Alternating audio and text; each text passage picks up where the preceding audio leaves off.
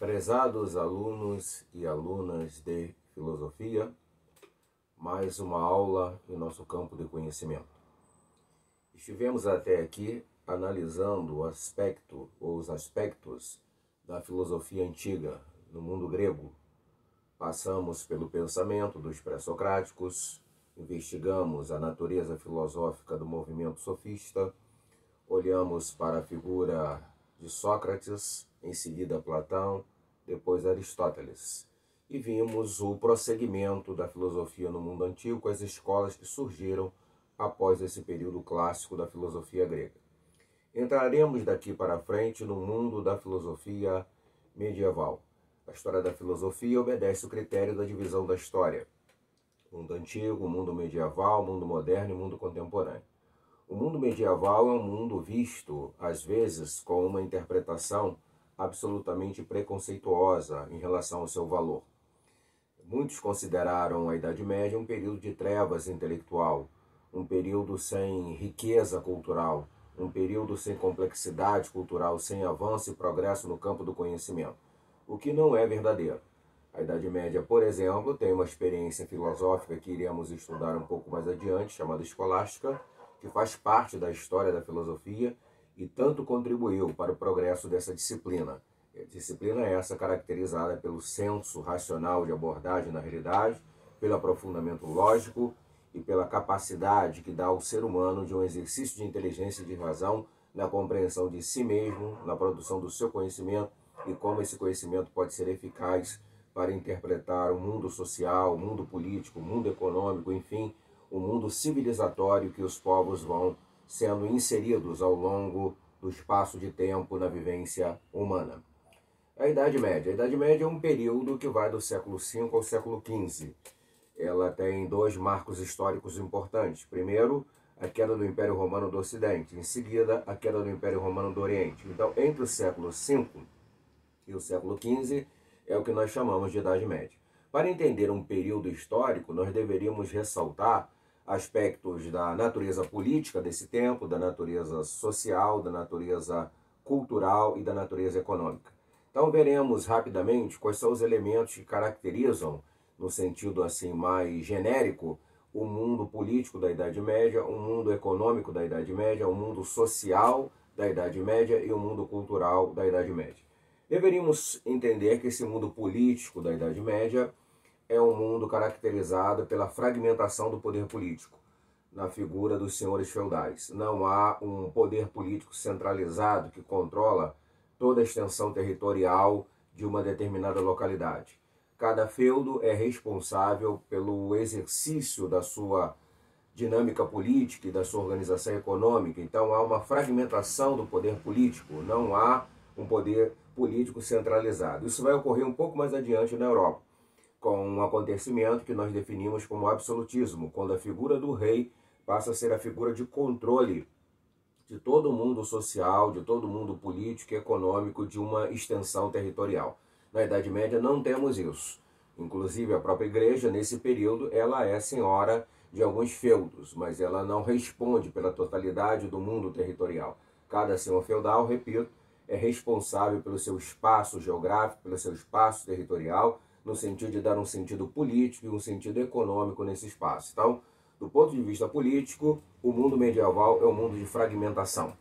Quando olhamos para o mundo da economia, nós lembramos imediatamente do feudalismo, que foi a experiência por excelência de organização produtiva no mundo medieval. Hoje nós vivemos em outro tipo de sistema chamado capitalismo, mas durante muito tempo a humanidade viveu num sistema econômico chamado feudalismo. Esse sistema tinha algumas características, algumas marcas, algumas evidências do seu processo de funcionamento.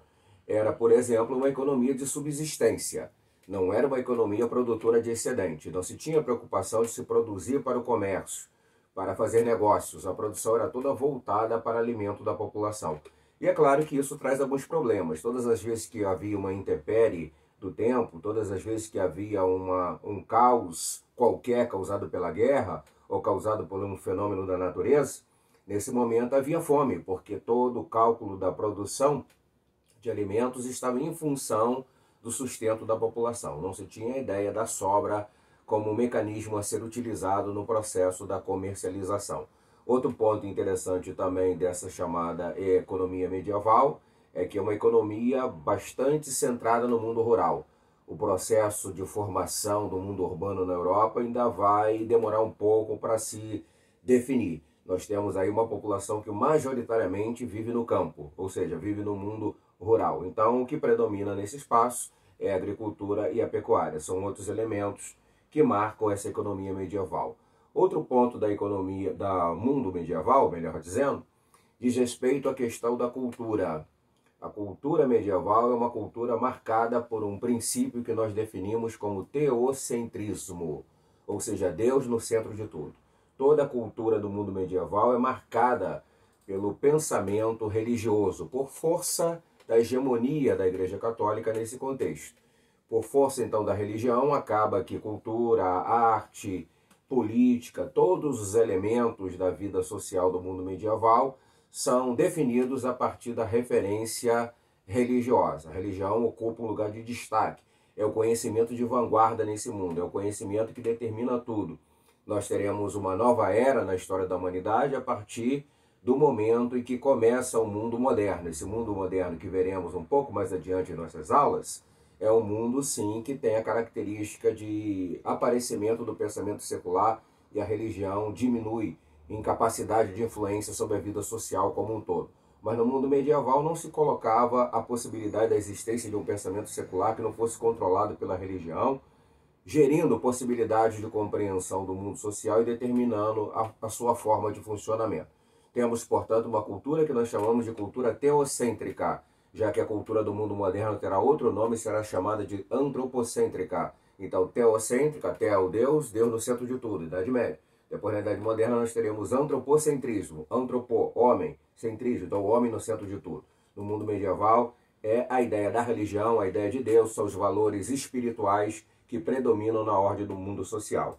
E teríamos também, nesse mundo medieval, a perspectiva de uma ordem social que nós chamamos de estamentária. Uma sociedade onde o indivíduo viverá todo o fluxo da sua existência na mesma base econômica e social que ele nasceu. Não há possibilidade de mudança social. Na nossa sociedade hoje pode haver mudança social. Alguém nasceu pobre e ficou rico.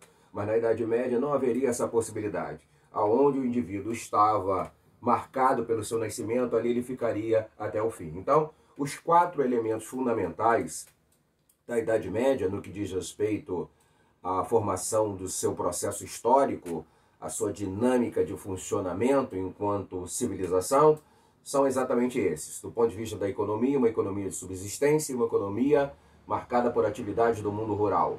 Uma sociedade estamentária, onde não há flexibilidade social, de possibilidade de mudança social. Estamos longe do que nós chamamos hoje de meritocracia, o mérito do indivíduo dando a ele a posição que ele conquista. Na Idade Média, não. Tudo é determinado pela condição de nascimento.